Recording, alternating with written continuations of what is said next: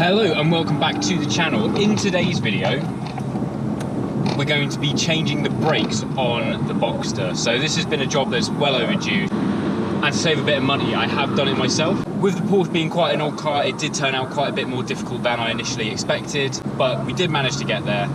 If you're new to the channel, do like and subscribe, and let's go straight into the video. So we've got the brake kit in hand and we're just heading off to the unit here.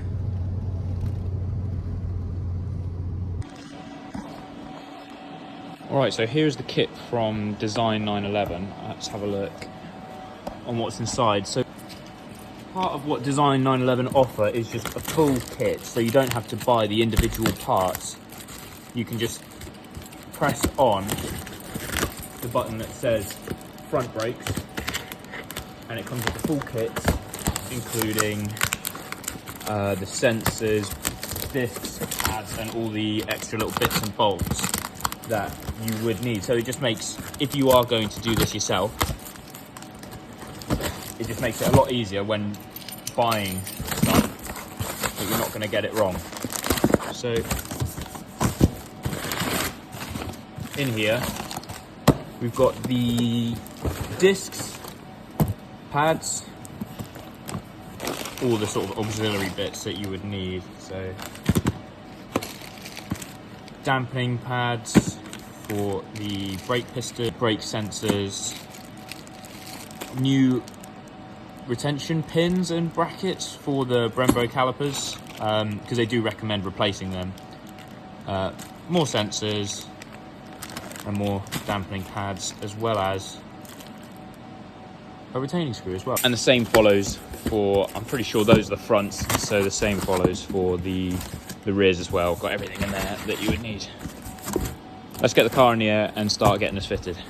So we've got the car up in the air and the wheels off. So we've got to get this pin out. There's the brake sensor, these are the pads. And to get the caliper off, I take it as these two pins here, one there and one down there. So let's get that going. So my first issue here was the pin holding the pads in wasn't coming out. So I've been hammering at this thing for about 45 minutes, and it's just not coming out. The retention pin, I've had a little look online. Some people tried to cut them out, but apparently that makes more issues than needed. I've put WD-40 on it, I've let that soak for the last half an hour. That's not done anything. I've been putting as much force on it as I can, to the point where I've actually started damaging the just the surrounding here. So I'll probably have to repaint these calipers anyway, but they are just seized in there. I did do a video a while ago about changing the drop links in this, but the same thing happened, so I never actually published that video. It is complete and ready to go, but it was a case of me starting work and then it being so corroded under there that I couldn't do anything. So this may be another one of those cases. So I think I might have a go at the rears. If the rears are seized on as well, then I'm just going to take the parts. There's a garage just over the road. I'm just going to take the parts there and just ask them to fit it, which is a bit disappointing because I do quite like having a go at this stuff myself. But in this case, I just don't have the correct tools or the time to be cutting into it, getting the angle grinder out, and then potentially causing more damage to the car. So these things, I think, were changed a long time ago. A matter of years. I'll put here on when they were last changed on the service history, but yeah, they are just totally corroded over inside there. So I'll have a crack at the rears, see what I can do, and then if not, I'm gonna have to take it to a garage anyway to get that front done. So I'll see what I can do on the rear, and then we'll take it from there. Let's give it a go. Lesson to be learned: with an almost 20-year-old car, bits are going to be seized up.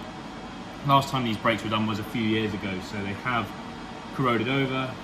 I am going to be upgrading my jack because it doesn't go too high, and these cars are quite difficult to jack up. So I'm going to be giving the garage a call, just supplying them the parts that I've got, the kit, and get it fitted, ready for spring.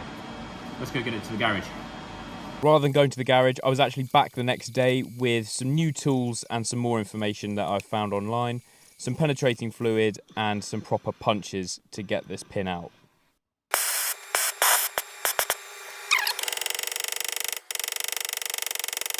That is slightly moving. You can see it's recessed in. If I can get that out, today will be a good day.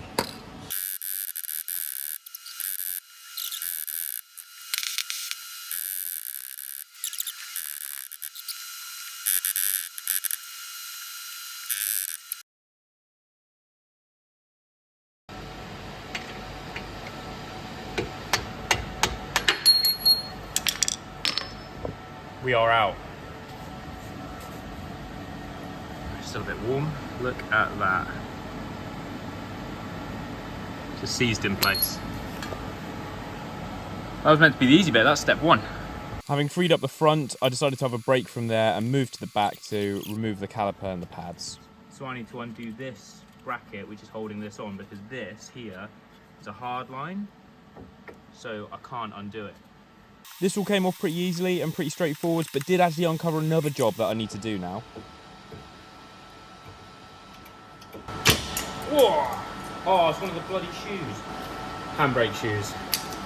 Subscribe for the handbrake shoes, because I'll be doing them. With the handbrake shoe in pieces, I put everything back together with the new parts and moved on to the next bit.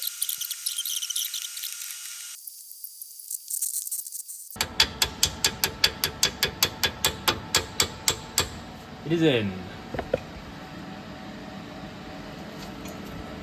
After the rears, I moved back onto the front, and the pin holding the disc onto the hub was seized in place, and part of me trying to take it off did round it entirely.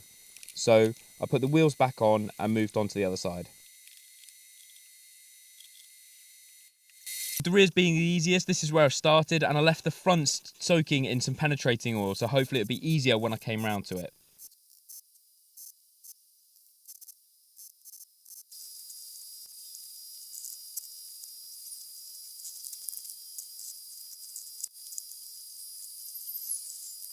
So I've done the rears totally, that's done. The front right pads have been done, but I couldn't get the bolts off to get the discs out.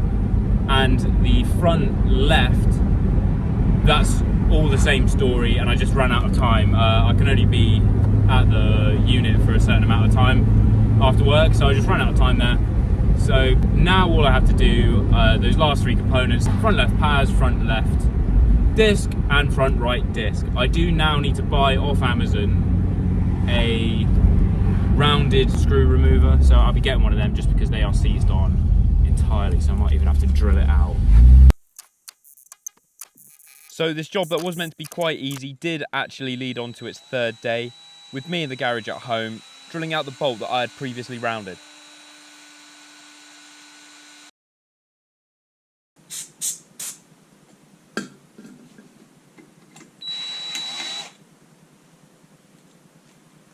And finally, it came off.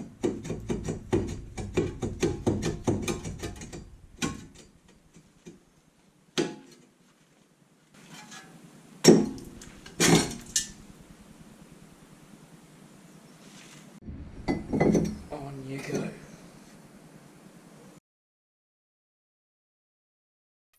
It was much the same story on the other side, but having done this before, I was able to get it off a bit quicker.